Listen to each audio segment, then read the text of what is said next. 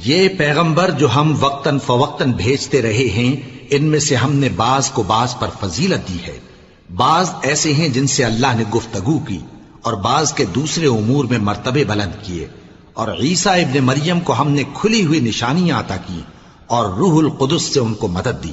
اور اگر اللہ چاہتا تو ان سے پچھلے لوگ اپنے پاس کھلی نشانیاں آنے کے بعد آپس میں نہ لڑتے، لیکن انہوں نے اختلاف کیا تو ان میں سے بعض تو ایمان لے آئے اور بعض کافر ہی رہے۔ اور اگر اللہ چاہتا تو یہ لوگ باہم جنگ و قتال نہ کرتے، لیکن اللہ جو چاہتا ہے کرتا ہے۔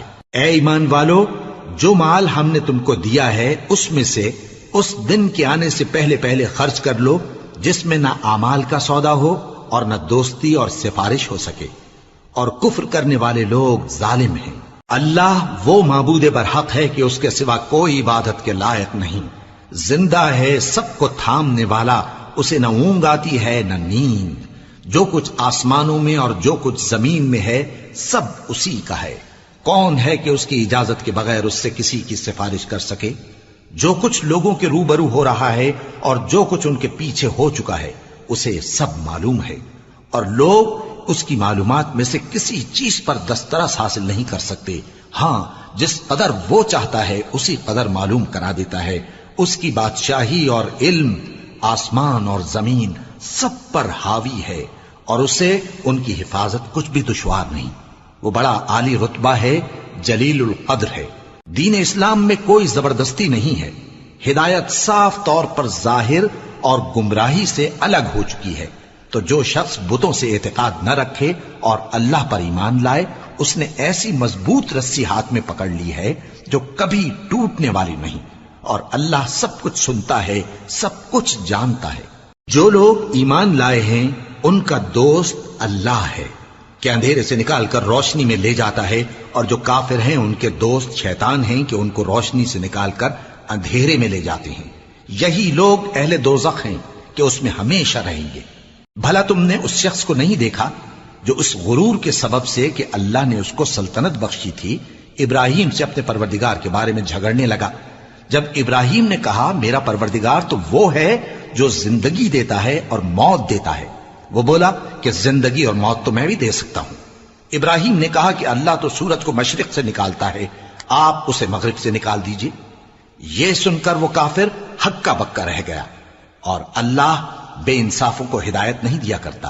یا اسی طرح اس شخص کو نہیں دیکھا جس کا ایک بستی پر جو اپنی چھتوں پر گری پڑی تھی گزر ہوا، تو اس نے کہا کہ اللہ اس کے باشندوں کو مرنے کے بعد کیوں کر زندہ کرے گا؟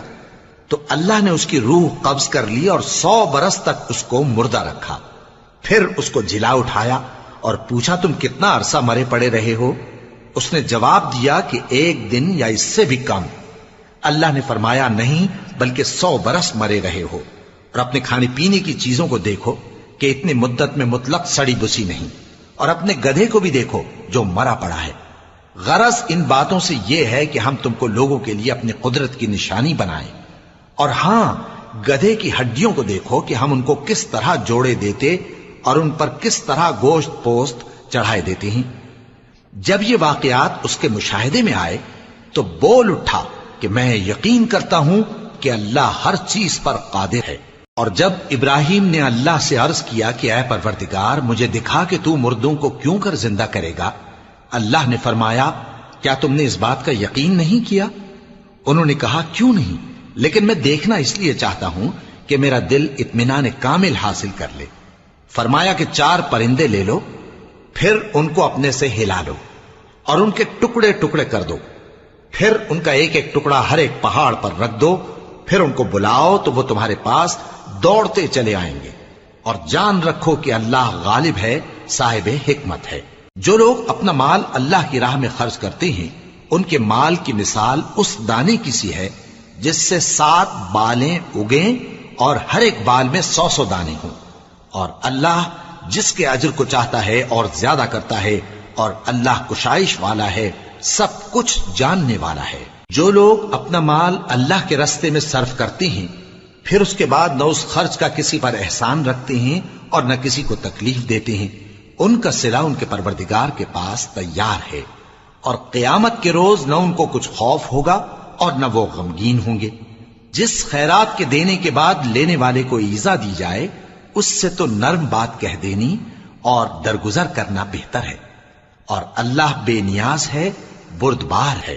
مومنوں، اپنے صدقات و خیرات احسان رکھنے اور ایذا دینے سے اس شخص کی طرح برباد نہ کر دینا جو لوگوں کو دکھاوے کے لیے مال خرچ کرتا ہے اور اللہ اور روز آخر پر ایمان نہیں رکھتا، تو اس کے مال کی مثال اس چٹان کی سی ہے جس پر تھوڑی سی مٹی پڑی ہو اور اس پر زور کا مے برس کر اسے صاف کر ڈالے۔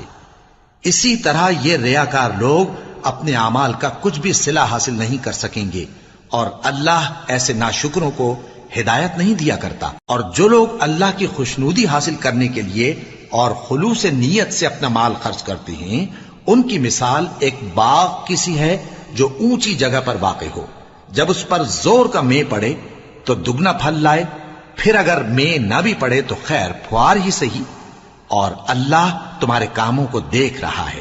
بھلا تم میں کوئی یہ چاہتا ہے کہ اس کا کھجوروں اور انگوروں کا باغ ہو جس میں نہریں بہ رہی ہوں اور اس میں اس کے لیے ہر قسم کے میوے موجود ہوں، اور اسے بڑھاپا آ پکڑے اور اس کے ننھے ننھے بچے بھی ہوں، تو ناگہاں اس باغ پر آگ کا بھرا ہوا بگولا چلے، پس وہ جل جائے۔ اس طرح اللہ تم سے اپنی آیتیں کھول کھول کر بیان فرماتا ہے تاکہ تم سوچو اور سمجھو۔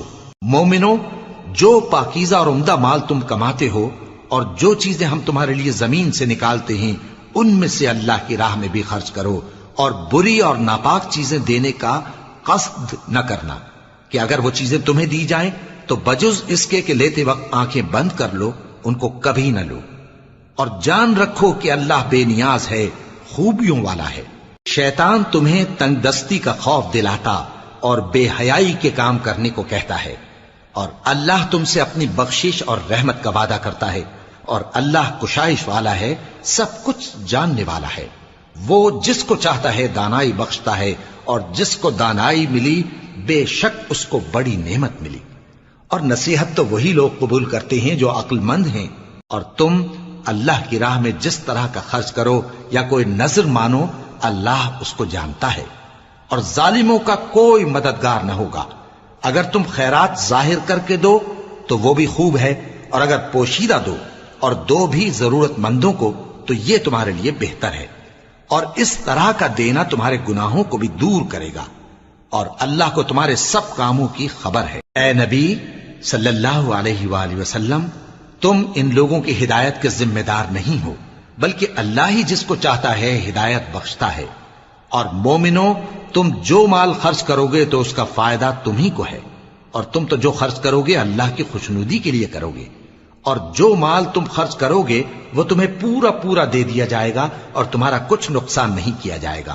اور ہاں، تم جو خرچ کرو گے تو ان حاجت مندوں کے لیے جو اللہ کی راہ میں رکے بیٹھے ہیں اور ملک میں کسی طرف جانے کی طاقت نہیں رکھتے اور مانگنے سے آر رکھتے ہیں، یہاں تک کہ نہ مانگنے کی وجہ سے ناواقف شخص ان کو تونگر خیال کرتا ہے، اور تم قیافے سے ان کو صاف پہچان لو کہ حاجت مند ہیں، اور شرم کے سبب لوگوں سے منہ پھوڑ کر اور لپٹ کر نہیں مانگ سکتے۔ اور تم جو مال خرچ کرو گے کچھ شک نہیں کہ اللہ اس کو جانتا ہے۔ جو لوگ اپنا مال رات اور دن اور پوشیدہ اور ظاہر اللہ کی راہ میں خرچ کرتے رہتے ہیں، ان کا صلہ ان کے پروردگار کے پاس ہے، اور ان کو قیامت کے دن نہ کسی طرح کا خوف ہوگا اور نہ غم۔ جو لوگ سود کھاتے ہیں وہ قبروں سے اس طرح حواس باختہ اٹھیں گے جیسے کسی کو جن نے لپٹ کر دیوانہ بنا دیا ہو، یہ اس لیے کہ وہ کہتے ہیں کہ سودا بیچنا بھی تو نفع کے لحاظ سے ویسا ہی ہے جیسے سود لینا، حالانکہ سودے کو اللہ نے حلال کیا ہے اور سود کو حرام۔ تو جس شخص کے پاس اللہ کی نصیحت پہنچی اور وہ سود لینے سے باز آ گیا تو جو پہلے ہو چکا وہ اس کا، اور قیامت میں اس کا معاملہ اللہ کے سپرد۔ اور جو پھر لینے لگا تو ایسے لوگ دوزخی ہیں کہ ہمیشہ دوزخ میں جلتے رہیں گے۔ اللہ سود کو نابود یعنی بے برکت کرتا اور خیرات کی برکت کو بڑھاتا ہے، اور اللہ کسی ناشکر گناہگار کو دوست نہیں رکھتا۔ جو لوگ ایمان لائے اور نیک عمل کرتے اور نماز پڑھتے اور زکوٰۃ دیتے رہے، ان کو ان کے کاموں کا صلہ اللہ کے ہاں ملے گا، اور قیامت کے دن ان کو نہ کچھ خوف ہوگا اور نہ وہ غمناک ہوں گے۔ مومنو، اللہ سے ڈرو، اور اگر ایمان رکھتے ہو تو جتنا سود باقی رہ گیا ہے اس کو چھوڑ دو، پھر اگر ایسا نہ کرو گے تو تم اللہ اور اس کے رسول کی طرف سے اعلان جنگ سن لو، اور اگر توبہ کر لو گے اور سود چھوڑ دو گے تو تم کو اپنی اصل رقم لینے کا حق ہے، جس میں نہ اوروں کا نقصان اور نہ تمہارا نقصان۔ اور اگر قرض لینے والا تنگ دست ہو تو اسے کشائش کے حاصل ہونے تک مہلت دو، اور اگر زر قرض بخش دو تو وہ تمہارے لیے زیادہ اچھا ہے، بشرطے کہ سمجھو۔ اور اس دن سے ڈرو جبکہ تم اللہ کے حضور میں لوٹ کر جاؤ گے، اور ہر شخص اپنے اعمال کا پورا پورا بدلہ پائے گا اور کسی کو کچھ نقصان نہ ہوگا۔ مومنو، جب تم آپس میں کسی میعاد معین کے لیے قرض کا معاملہ کرنے لگو تو اس کو لکھ لیا کرو، اور لکھنے والا تم میں کسی کا نقصان نہ کرے بلکہ انصاف سے لکھے۔ نیز لکھنے والا جیسا اللہ نے اسے سکھایا ہے لکھنے سے انکار بھی نہ کرے اور دستاویز لکھ دے، اور جو شخص قرض لے وہی دستاویز کا مضمون بول کر لکھوائے، اور اللہ سے کہ اس کا مالک ہے خوف کرے، اور زر قرض میں سے کچھ کم نہ لکھوائے۔ اور اگر قرض لینے والا کم عقل یا ضعیف ہو یا مضمون لکھوانے کی قابلیت نہ رکھتا ہو تو جو اس کا ولی ہو وہ انصاف کے ساتھ مضمون لکھوائے، اور اپنے میں سے 2 مردوں کو ایسے معاملے کے گواہ کر لیا کرو، اور اگر 2 مرد نہ ہوں تو 1 مرد اور 2 عورتیں جن کو تم گواہ پسند کرو کافی ہیں، کہ اگر ان میں سے ایک بھول جائے گی تو دوسری اسے یاد دلا دے گی، اور جب گواہ گواہی کے لیے طلب کیے جائیں تو انکار نہ کریں۔ اور قرض تھوڑا ہو یا بہت اس کی دستاویز کے لکھنے لکھانے میں سستی نہ کرنا، یہ بات اللہ کے نزدیک نہایت قرین انصاف ہے، اور شہادت کے لیے بھی یہ بہت درست طریقہ ہے۔ اس سے تم کو کسی طرح کا شک و شبہ بھی نہیں پڑے گا۔ ہاں، اگر سودا دست بدست ہو جو تم آپس میں لیتے دیتے ہو تو اگر ایسے معاملے کے دستاویز نہ لکھو تو تم پر کچھ گناہ نہیں۔ اور جب خرید و فروخت کیا کرو، مثلا زمین جائیداد کی، تو بھی گواہ کر لیا کرو، اور کاتب دستاویز اور گواہ معاملہ کرنے والوں کا کسی طرح کا نقصان نہ کریں۔ اگر تم لوگ ایسا کرو تو یہ تمہارے لیے گناہ کی بات ہے، اور اللہ سے ڈرو اور دیکھو کہ وہ تم کو کیسی مفید باتیں سکھاتا ہے، اور اللہ ہر چیز سے واقف ہے۔ اور اگر تم سفر پر ہو اور دستاویز لکھنے والا نہ مل سکے تو کوئی چیز رہن با قبضہ رکھ کر قرض لے لو، اور اگر تم میں سے کوئی دوسرے کو امین سمجھے یعنی رہن کے بغیر قرض دے دے تو امانت دار کو چاہیے کہ صاحب امانت کی امانت ادا کر دے، اور اللہ سے جو اس کا پروردگار ہے ڈرے، اور دیکھنا شہادت کو مت چھپانا، جو اس کو چھپائے گا وہ دل کا گناہگار ہوگا۔ اور اللہ تمہارے سب کاموں سے واقف ہے، جو کچھ آسمانوں میں اور جو کچھ زمین میں ہے سب اللہ ہی کا ہے۔ تم اپنے دلوں کی بات کو ظاہر کرو گے تو اور چھپاؤ گے تو اللہ تم سے اس کا حساب لے گا، پھر وہ جسے چاہے مغفرت کرے اور جسے چاہے عذاب دے، اور اللہ ہر چیز پر قادر ہے۔ رسول اللہ صلی اللہ علیہ وآلہ وسلم اس کتاب پر جو ان کے پروردگار کی طرف سے ان پر نازل ہوئی ایمان رکھتے ہیں، اور مومن بھی سب اللہ پر اور اس کے فرشتوں پر اور اس کی کتابوں پر اور اس کے پیغمبروں پر ایمان رکھتے ہیں، اور کہتے ہیں کہ ہم اس کے پیغمبروں سے کسی میں کچھ فرق نہیں کرتے، اور وہ اللہ سے عرض کرتے ہیں کہ ہم نے تیرا حکم سنا اور قبول کیا۔ اے پروردگار، ہم تیری بخشش مانگتے ہیں اور تیری ہی طرف لوٹ کر جانا ہے۔ اللہ کسی شخص کو اس کی طاقت سے زیادہ کا ذمہ دار نہیں بناتا۔ اچھے کام کرے گا تو اس کو ان کا فائدہ ملے گا، برے کرے گا تو اسے ان کا نقصان پہنچے گا۔ اے پروردگار، اگر ہم سے بھول یا چوک ہو گئی ہو تو ہم سے مواخذہ نہ کیجو۔ اے پروردگار، ہم پر ایسا بوجھ نہ ڈالیو جیسا تو نے ہم سے پہلے لوگوں پر ڈالا تھا۔ اے پروردگار، جتنا بوجھ اٹھانے کی ہم میں طاقت نہیں اتنا بوجھ ہم پر نہ رکھیو، اور اے پروردگار، ہمارے گناہوں سے درگزر کر اور ہمیں بخش دے اور ہم پر رحم فرما، تو ہی ہمارا مددگار ہے، سو ہم کو کافروں پر غالب کر۔ شروع اللہ کا نام لے کر جو بڑا مہربان نہایت رحم والا ہے۔ الف لام میم۔ اللہ جو معبود برحق ہے، اس کے سوا کوئی عبادت کے لائق نہیں، زندہ ہے، سب کو تھامنے والا۔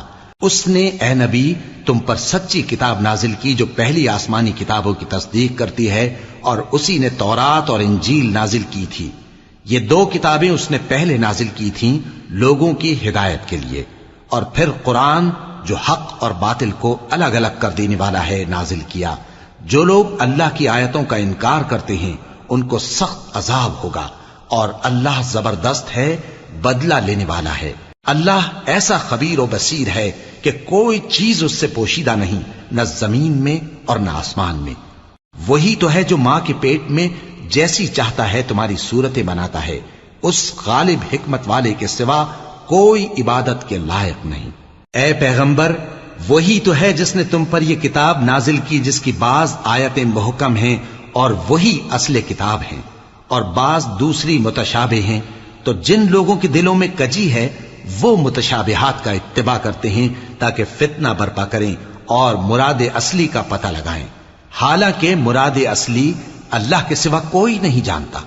اور جو لوگ علم میں گہری نظر رکھتے ہیں وہ یہ کہتے ہیں کہ ہم ان پر ایمان لائے، یہ سب آیات ہمارے پروردگار کی طرف سے ہیں، اور نصیحت تو عقل مند ہی قبول کرتے ہیں۔ اے پروردگار، جب تو نے ہمیں ہدایت بخشی ہے تو اس کے بعد ہمارے دلوں میں کجی نہ پیدا کر دیجو، اور ہمیں اپنے ہاتھ سے رحمت عطا فرما، تو بڑا عطا فرمانے والا ہے۔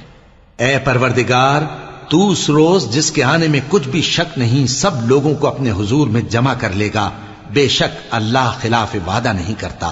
جو لوگ کافر ہوئے اس دن نہ تو ان کا مال ہی اللہ کے عذاب سے ان کو بچا سکے گا اور نہ ان کی اولاد ہی کچھ کام آئے گی، اور یہ لوگ آتش جہنم کا ایندھن ہوں گے۔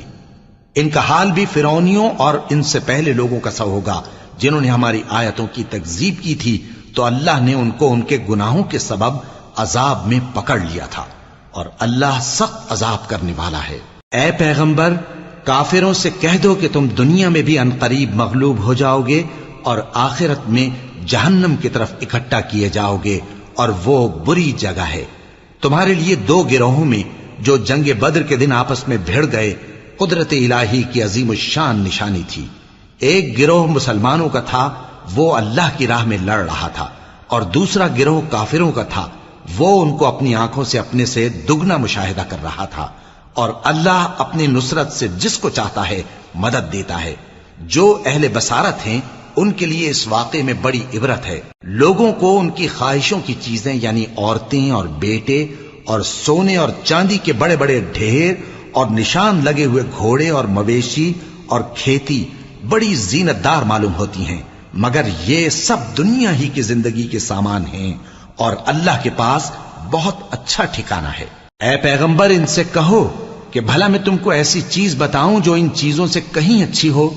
سنو، جو لوگ پرہیزگار ہیں ان کے لیے اللہ کے ہاں باغات بہشت ہیں جن کے نیچے نہریں بہ رہی ہیں، ان میں وہ ہمیشہ رہیں گے، اور پاکیزہ بیویاں ہیں، اور سب سے بڑھ کر اللہ کی خوشنودی۔ اور اللہ اپنے سب بندوں کو دیکھ رہا ہے جو اللہ سے التجا کرتے ہیں کہ اے پروردگار، ہم ایمان لے آئے سو ہم کو ہمارے گناہ معاف فرما اور ہم کو دوزخ کے عذاب سے محفوظ رکھ۔ یہ وہ لوگ ہیں جو مشکلات میں صبر کرتے اور سچ بولتے اور عبادت میں لگے رہتے اور نیکی میں خرچ کرتے اور اوقات سحر میں گناہوں کی معافی مانگا کرتے ہیں۔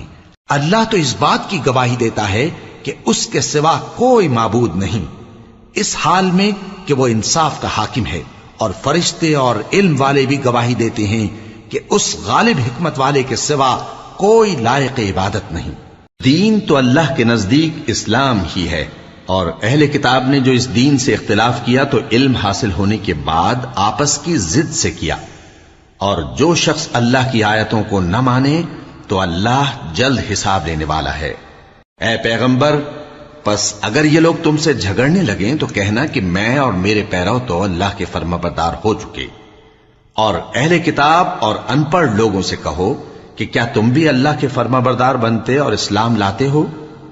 پس اگر یہ لوگ اسلام لے آئیں تو بے شک ہدایت پالیں، اور اگر تمہارا کہا نہ مانے تو تمہارا کام صرف اللہ کا پیغام پہنچا دینا ہے، اور اللہ اپنے بندوں کو دیکھ رہا ہے۔ جو لوگ اللہ کی آیتوں کو نہیں مانتے اور انبیاء کو ناحق قتل کرتے رہے ہیں، اور جو انصاف کرنے کا حکم دیتے ہیں انہیں بھی مار ڈالتے ہیں، ان کو دکھ دینے والے عذاب کی خوشخبری سنا دو۔ یہ ایسے لوگ ہیں جن کے اعمال دنیا اور آخرت دونوں میں برباد ہیں، اور ان کا کوئی مددگار نہیں ہوگا۔ بھلا تم نے ان لوگوں کو نہیں دیکھا جن کو کتاب یعنی تورات سے حصہ دیا گیا اور وہ اس کتاب اللہ یعنی قرآن کی طرف بلائے جاتے ہیں تاکہ یہ ان کے تنازعات کا ان میں فیصلہ کر دے، تو ایک فریق ان میں سے پھر جاتا ہے اور منہ پھیر لیتا ہے، یہ اس لیے کہ یہ اس بات کے قائل ہیں کہ دوزخ کی آگ ہمیں چند روز کے سوا چھو ہی نہیں سکے گی، اور جو کچھ یہ دین کے بارے میں بہتان باندھتے رہے ہیں اس نے ان کو دھوکے میں ڈال رکھا ہے۔ تو اس وقت کیا حال ہوگا جب ہم ان کو جمع کریں گے، یعنی اس روز جس کے آنے میں کچھ بھی شک نہیں، اور ہر نفس اپنے اعمال کا پورا پورا بدلہ پائے گا اور ان پر ظلم نہیں کیا جائے گا۔ کہو کہ اے اللہ، اے بادشاہی کے مالک، تو جس کو چاہے بادشاہی بخشے اور جس سے چاہے بادشاہی چھین لے، اور جس کو چاہے عزت دے اور جسے چاہے ذلیل کرے۔ ہر طرح کی بھلائی تیرے ہی ہاتھ ہے اور بے شک تو ہر چیز پر قادر ہے۔ تو ہی رات کو دن میں داخل کرتا اور تو ہی دن کو رات میں داخل کرتا ہے، تو ہی بے جان سے جاندار پیدا کرتا ہے اور تو ہی جاندار سے بے جان پیدا کرتا ہے، اور تو ہی جس کو چاہتا ہے بے حساب رزق بخشتا ہے۔ مومنوں کو چاہیے کہ مومنوں کے سوا کافروں کو دوست نہ بنائیں، اور جو ایسا کرے گا اس سے اللہ کا کچھ عہد نہیں۔ ہاں اگر اس طریق سے تم ان کے شر سے بچاؤ کی صورت پیدا کرو تو مذائقہ نہیں، اور اللہ تم کو اپنے غضب سے ڈراتا ہے اور اللہ ہی کی طرف تم کو لوٹ کر جانا ہے۔ اے پیغمبر، لوگوں سے کہہ دو کہ کوئی بات تم اپنے دلوں میں مخفی رکھو یا اسے ظاہر کرو، اللہ اس کو جانتا ہے، اور جو کچھ آسمانوں میں اور جو کچھ زمین میں ہے اس کو سب کی خبر ہے، اور وہ ہر چیز پر قادر ہے۔ جس دن ہر شخص اپنی کی ہوئی نیکی کو موجود پا لے گا اور اپنی برائی کو بھی دیکھ لے گا تو آرزو کرے گا کہ اے کاش اس میں اور اس برائی میں دور کی مسافت ہو جاتی، اور اللہ تم کو اپنے غضب سے ڈراتا ہے اور اللہ اپنے بندوں پر نہایت مہربان ہے۔ اے پیغمبر، لوگوں سے کہہ دو کہ اگر تم اللہ کو دوست رکھتے ہو تو میری پیروی کرو، اللہ بھی تمہیں دوست رکھے گا اور تمہارے گناہ معاف کر دے گا، اور اللہ بخشنے والا ہے، مہربان ہے۔ کہہ دو کہ اللہ اور اس کے رسول کا حکم مانو، پس اگر وہ نہ مانے تو اللہ بھی کافروں کو دوست نہیں رکھتا۔ اللہ نے آدم اور نوح اور خاندان ابراہیم اور خاندان عمران کو تمام جہان کے لوگوں میں سے منتخب فرمایا تھا، ان میں سے بعض بعض کی اولاد تھے، اور اللہ سننے والا ہے، جاننے والا ہے۔ وہ وقت یاد کرنے کے لائق ہے جب عمران کی بیوی نے کہا کہ اے پروردگار، جو بچہ میرے پیٹ میں ہے میں اس کو تیری نذر کرتی ہوں، اسے دنیا کے کاموں سے آزاد رکھوں گی، تو اسے میری طرف سے قبول فرما، تو سننے والا ہے، جاننے والا ہے۔ پھر جب ان کے ہاں بچہ پیدا ہوا تو کہنے لگی کہ پروردگار، میرے تو لڑکی ہوئی ہے، جبکہ اللہ خوب جانتا تھا جو ان کے ہاں ولادت ہوئی تھی، اور نہ ہوتا لڑکا مانند اس لڑکی کے، اور کہنے لگی میں نے اس کا نام مریم رکھا ہے، اور میں اس کو اور اس کی اولاد کو شیطان مردود سے تیری پناہ میں دیتی ہوں۔ تو اس کے پروردگار نے اس کو پسندیدگی کے ساتھ قبول فرمایا اور اسے اچھی طرح پرورش کیا، اور زکریا کو اس کا کفیل بنایا۔ زکریا جب کبھی عبادت گاہ میں اس کے پاس جاتے تو اس کے پاس کھانا پاتے۔ یہ کیفیت دیکھ کر ایک دن مریم سے پوچھنے لگے کہ مریم، یہ کھانا تمہارے پاس کہاں سے آتا ہے؟ وہ بولی کہ اللہ کے ہاں سے آتا ہے، بے شک اللہ جسے چاہتا ہے بے حساب رزق دیتا ہے۔ اس وقت زکریا نے اپنے پروردگار کو پکارا، عرض کی کہ پروردگار، مجھے اپنی طرف سے اولاد صالح عطا فرما، تو بے شک دعا سننے والا ہے۔ چنانچہ وہ ابھی عبادت گاہ میں کھڑے نماز ہی پڑھ رہے تھے کہ فرشتوں نے آواز دی کہ زکریا، اللہ تمہیں یحییٰ کی بشارت دیتا ہے، جو کلمۃ اللہ یعنی عیسیٰ کی تصدیق کریں گے اور سردار ہوں گے، اور عورتوں سے رغبت نہ رکھنے والے، اور ایک پیغمبر یعنی نیکوکاروں میں ہوں گے۔ زکریا نے کہا، اے پروردگار، میرے ہاں لڑکا کیوں کر پیدا ہوگا کہ میں تو بڈھا ہو گیا ہوں اور میری بیوی بانجھ ہے؟ فرمایا، اسی طرح اللہ جو چاہتا ہے کرتا ہے۔ زکریا نے کہا کہ پروردگار، میرے لیے کوئی نشانی مقرر فرما دے۔ فرمایا، تمہاری نشانی یہ ہے کہ تم لوگوں سے 3 دن اشارے کے سوا بات نہ کر سکو گے، تو ان دنوں میں اپنے پروردگار کی کثرت سے یاد اور صبح و شام اس کی تسبیح کرنا۔ اور جب فرشتوں نے مریم سے کہا کہ مریم، اللہ نے تم کو برگزیدہ کیا ہے اور تمہیں پاک بنایا ہے اور دنیا جہان کی عورتوں میں سے تم کو منتخب کیا ہے، اے مریم، اپنے پروردگار کی فرما برداری کرنا اور سجدہ کرنا اور رکوع کرنے والوں کے ساتھ رکوع کرنا۔ اے نبی، یہ باتیں اخبار غیب میں سے ہیں جو ہم تمہارے پاس بھیجتے ہیں۔ اور جب وہ لوگ اپنے قلم بطور قرعہ ڈال رہے تھے کہ مریم کا کفیل کون بنے، تو تم ان کے پاس نہیں تھے، اور نہ اس وقت ہی ان کے پاس تھے جب وہ آپس میں جھگڑ رہے تھے۔ وہ وقت بھی یاد کرنے کے لائق ہے جب فرشتوں نے مریم سے کہا کہ مریم، اللہ تم کو اپنی طرف سے ایک کلمے کی بشارت دیتا ہے جس کا نام مسیح اور مشہور عیسیٰ ابن مریم ہوگا، اور جو دنیا اور آخرت میں آبرو مند اور مقربین میں سے ہوگا، اور ماں کی گود میں اور بڑی عمر کا ہو کر دونوں حالتوں میں لوگوں سے یکساں گفتگو کرے گا اور نیکوکاروں میں ہوگا۔ مریم نے کہا کہ پروردگار، میرے ہاں بچہ کیوں کر ہوگا کہ کسی انسان نے مجھے ہاتھ تک تو لگایا نہیں۔ فرمایا کہ اللہ اسی طرح جو چاہتا ہے پیدا کرتا ہے، جب وہ کوئی کام کرنا چاہتا ہے تو ارشاد فرما دیتا ہے کہ ہو جا، تو وہ ہو جاتا ہے۔ اور وہ اسے کتاب و حکمت اور تورات اور انجیل کا علم عطا کرے گا، اور عیسیٰ بنی اسرائیل کی طرف پیغمبر ہو کر جائیں گے اور کہیں گے کہ میں تمہارے پاس تمہارے پروردگار کی طرف سے نشانی لے کر آیا ہوں، وہ یہ کہ تمہارے سامنے مٹی سے پرندے کی صورت بناتا ہوں، پھر اس میں پھونک مارتا ہوں تو وہ اللہ کے حکم سے سچ مچ پرندہ ہو جاتا ہے، اور پیدائشی اندھے اور ابرص کو تندرست کر دیتا ہوں، اور اللہ کے حکم سے مردوں کو زندہ کر دیتا ہوں، اور جو کچھ تم کھا کر آتے ہو اور جو اپنے گھروں میں جمع کر رکھتے ہو سب تم کو بتا دیتا ہوں۔ اگر تم صاحب ایمان ہو تو ان باتوں میں تمہارے لیے نشانی ہے، اور مجھ سے پہلے جو تورات نازل ہوئی تھی اس کی تصدیق بھی کرتا ہوں، اور میں اس لیے بھی آیا ہوں کہ بعض چیزیں جو تم پر حرام تھیں ان کو تمہارے لیے حلال کر دوں، اور میں تو تمہارے پروردگار کی طرف سے نشانی لے کر آیا ہوں۔ تو اللہ سے ڈرو اور میرا کہا مانو، کچھ شک نہیں کہ اللہ ہی میرا اور تمہارا پروردگار ہے، تو اسی کی عبادت کرو، یہی سیدھا رستہ ہے۔ پھر جب عیسیٰ نے ان کی طرف سے انکار و نافرمانی ہی دیکھی تو کہنے لگے کہ کوئی ہے جو اللہ کا طرفدار اور میرا مددگار ہو؟ حواری بولے کہ ہم اللہ کے طرفدار اور آپ کے مددگار ہیں، ہم اللہ پر ایمان لائے اور آپ گواہ رہیں کہ ہم فرمانبردار ہیں۔ اے پروردگار، جو کتاب تو نے نازل فرمائی ہے ہم اس پر ایمان لے آئے اور تیرے پیغمبر کے متبع ہو چکے، تو ہم کو ماننے والوں میں لکھ رکھ۔ اور وہ یعنی یہود قتل عیسیٰ کے بارے میں ایک چال چلے، اور اللہ نے بھی عیسیٰ کو بچانے کے لیے تدبیر کی، اور اللہ بہترین تدبیر کرنے والا ہے۔ اس وقت اللہ نے فرمایا کہ عیسیٰ، میں تمہاری دنیا میں رہنے کی مدت پوری کر کے تم کو اپنی طرف اٹھا لوں گا اور تمہیں کافروں کی صحبت سے پاک کر دوں گا، اور جو لوگ تمہاری پیروی کریں گے ان کو کافروں پر قیامت تک فائق و غالب رکھوں گا۔ پھر تم سب میرے پاس لوٹ کر آؤ گے تو جن باتوں میں تم اختلاف کرتے رہے اس دن تم میں ان کا فیصلہ کر دوں گا۔ اب جو کافر ہوئے ان کو دنیا اور آخرت دونوں میں سخت عذاب دوں گا، اور ان کا کوئی مددگار نہ ہوگا۔ اور جو لوگ ایمان لائے اور عمل نیک کرتے رہے ان کو اللہ پورا پورا صلہ دے گا، اور اللہ ظالموں کو دوست نہیں رکھتا۔ اے نبی، یہ ہم تم کو اللہ کی آیتیں اور حکمت بھری نصیحتیں پڑھ پڑھ کر سناتے ہیں۔ عیسیٰ کا حال اللہ کے نزدیک آدم کا سا ہے کہ اس نے پہلے مٹی سے ان کو بنایا، پھر فرمایا کہ باشعور انسان ہو جا، تو وہ ویسے ہی ہو گئے۔ یہ بات تمہارے پروردگار کی طرف سے حق ہے، تو تم ہرگز شک کرنے والوں میں نہ ہونا۔ پھر اگر یہ لوگ عیسیٰ کے بارے میں تم سے جھگڑا کریں اس کے بعد کہ تم کو حقیقت معلوم ہو ہی چکی ہے، تو ان سے کہنا کہ آؤ ہم اپنے بیٹوں اور بیٹیوں کو بلائیں، تم اپنے بیٹوں اور بیٹیوں کو بلاؤ، اور ہم خود بھی آئیں اور تم خود بھی آؤ، پھر دونوں فریق اللہ سے دعا و التجا کریں، اس طرح جھوٹوں پر اللہ کی لعنت بھیجیں۔